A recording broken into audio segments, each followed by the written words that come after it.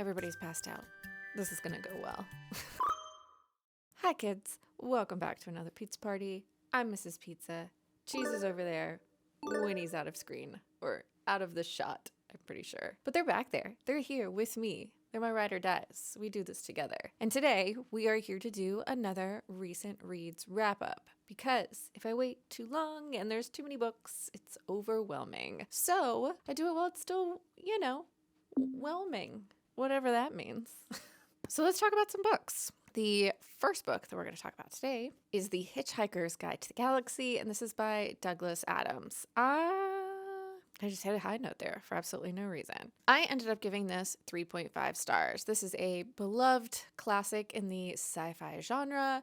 This is the story of Arthur, who wakes up one day and they're trying to put a bypass right where his house is. So there is all this construction equipment and he lays himself down in front of a bulldozer, I'm pretty sure, in order to stop them from bulldozing his house. At the same time, a friend of his shows up and says, Earth is about to be destroyed and let's get out of here. And they go on an adventure together through space. This has got a really good sense of humor. I actually read this one because I had seen the movie a long time ago and never read the book. And I decided to go back and read some books where I'd seen the movie and not the book, because most people do it the other way around. Most people read the book first. But I apparently didn't get the memo. I just was doing my own thing. What I will say about this is the book is better than the movie. The movie is kind of a mess. And I know, unfortunately, Douglas Adams passed away before the movie could be realized, even though he was involved in the beginnings of production with it. So it might have been a different movie if he was still around. Don't watch the movie. It's not very good, although I did find it for free on YouTube. So, it didn't cost me any money. I enjoyed this book fine. I know this is kind of where a lot of people start. This is like their entry point into sci-fi, and I can see why. This is really easy to get through. It's funny. The narrator of this book is kind of helping the reader through this world while Arthur and his ragtag group of friends that he meets along the way make it through the galaxy together. This is actually the first in a series, and I think that the movie might include more than book one. I think some more might be involved from some of the other books. But I had an okay time with it. I'm glad I read it. It was fine. It was fine. Sometimes books are just fine. The next book I picked up after that one was Taken by the Dark Elf King, I believe is what it's called, and that is by Charlotte Swan. This is a fantasy romance story where we are following Elvie.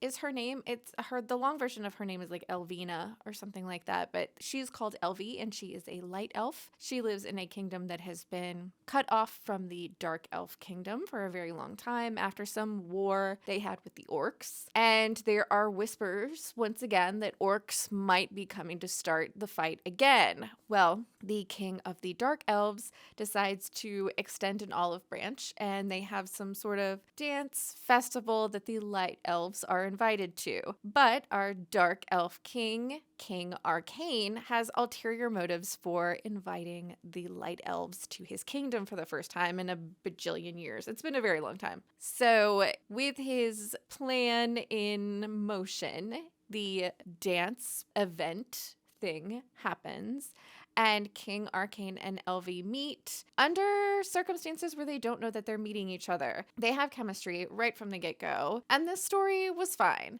This is not a new favorite. I think I ended up giving this 3 stars. It was absolutely fine. There was a lot of things that worked for me, and there was a bunch of things that didn't, but the good outweighed the bad. And this is the kind of book, since I believe this is this author's debut novel, and they've come out with at least one other novel, if not more, since, I would definitely read more from the author. It was just run-of-the-mill, middle of the road fantasy romance. It wasn't bad. It wasn't great. I enjoyed it.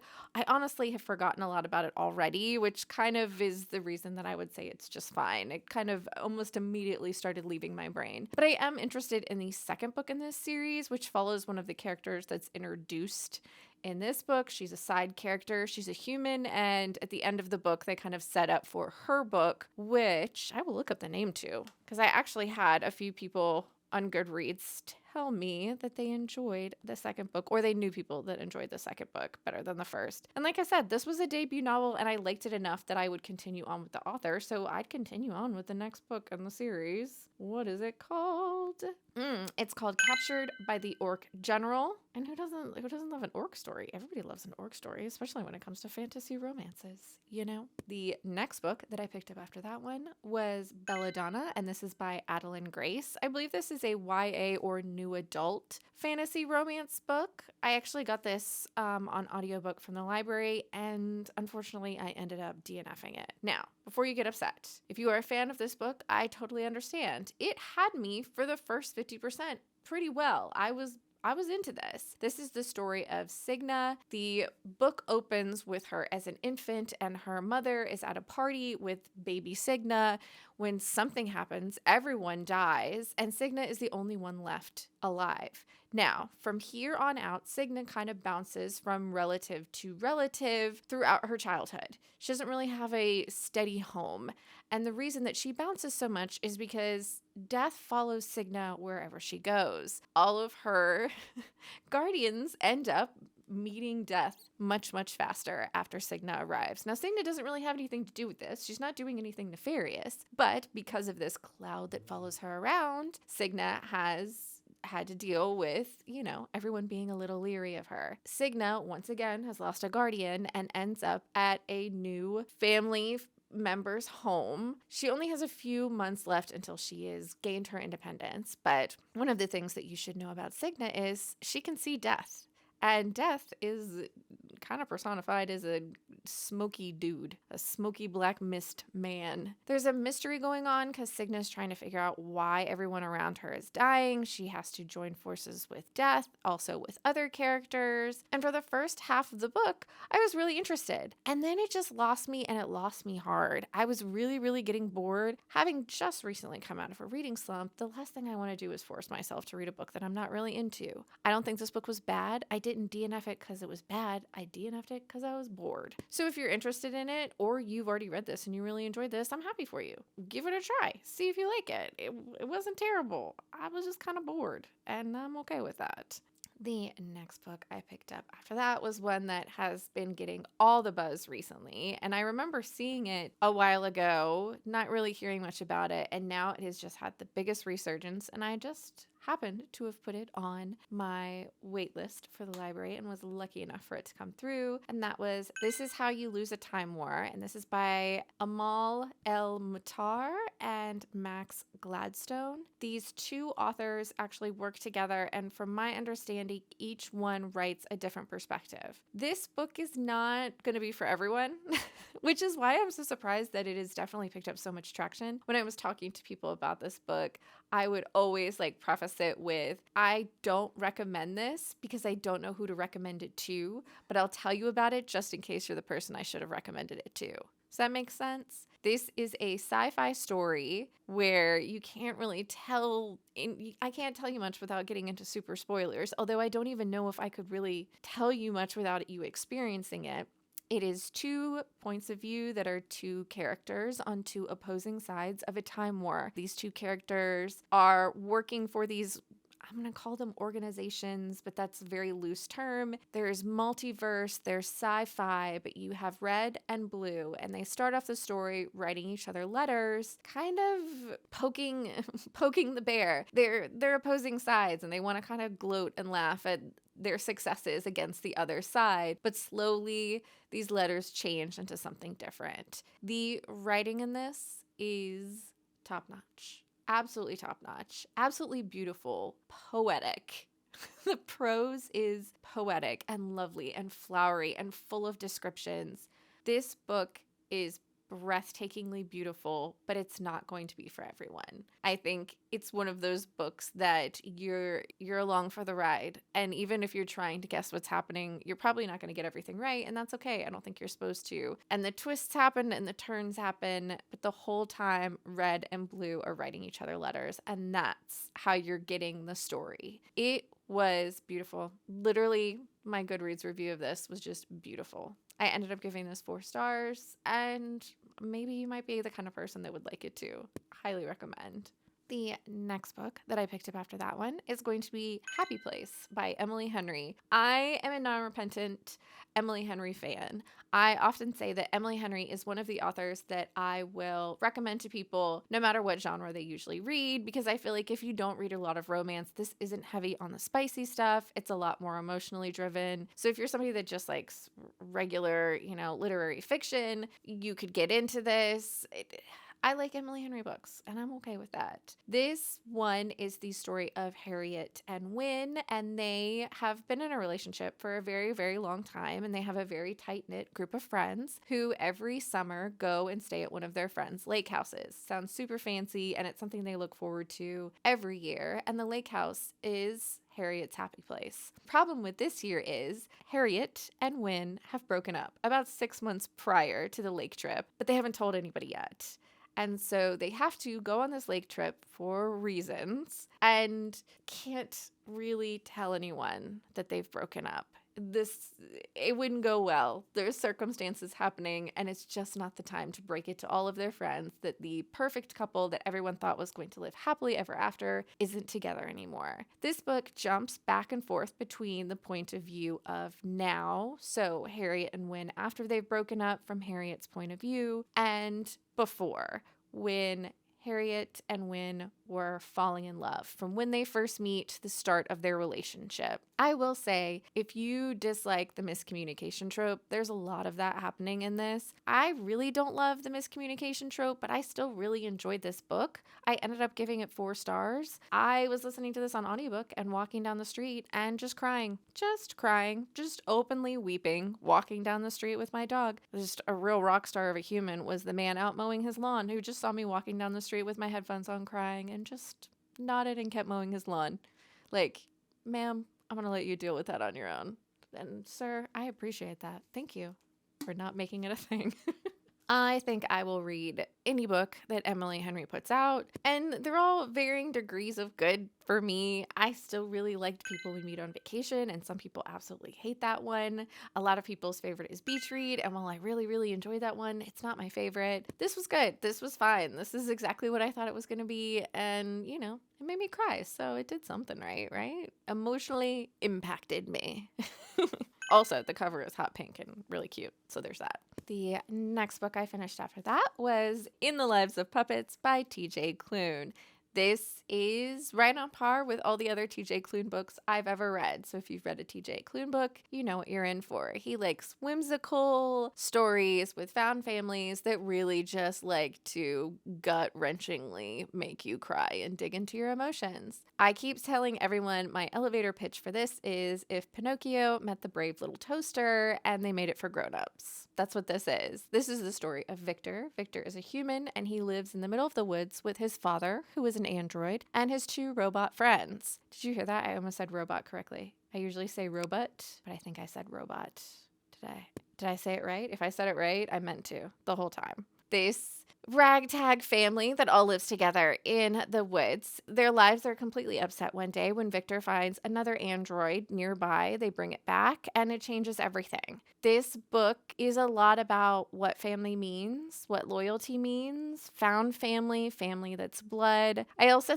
said there's parts in this that are dealing with loving someone that you really care about as they're losing their memories, as they're coming kind of in and out of that lucidity that sometimes when family members have memory issues, as I am someone that has a family member that has memory issues, it can be really tough. And even though the character isn't necessarily human, that is having these memory issues, how it's portrayed felt very genuine. Needless to say, as someone who has a family member that has memory issues, I liked it. I thought it was sweet and lovely. It tugs on your heartstrings, which is the pun that I keep using because of puppets. And once I got a pun, I'm not going to give it up. I'm not good at puns, so once I find one. But it didn't hurt to read this. The other book that he has, Under the Whispering Door, that one hurts. That is about grief and loss, and that one hurts to read. This one definitely makes you feel the feelings, but it's not a gut punch. It was good. I liked it. I ended up giving it 4 stars. So right on par with all the other T.J. Klune books that I have consumed. The next book I picked up after that is from Kindle Unlimited, and that's When She's Weary by Ruby.